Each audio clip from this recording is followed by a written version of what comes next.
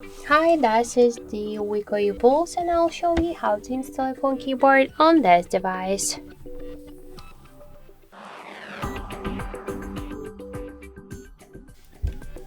So first open the Play Store application and in the search bar enter the green Apple keyboard.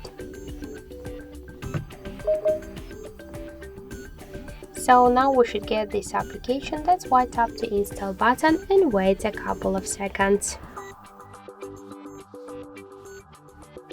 So after that, tap to open the app and click enabling settings.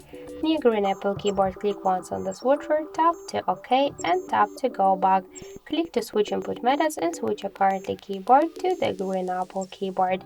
So now the process is finished and let's check our new device keyboard.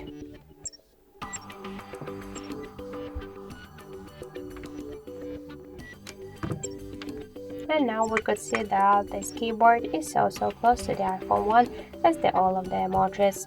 So that's it, thank you for watching, and if you find this video helpful, leave thumbs up and subscribe our channel.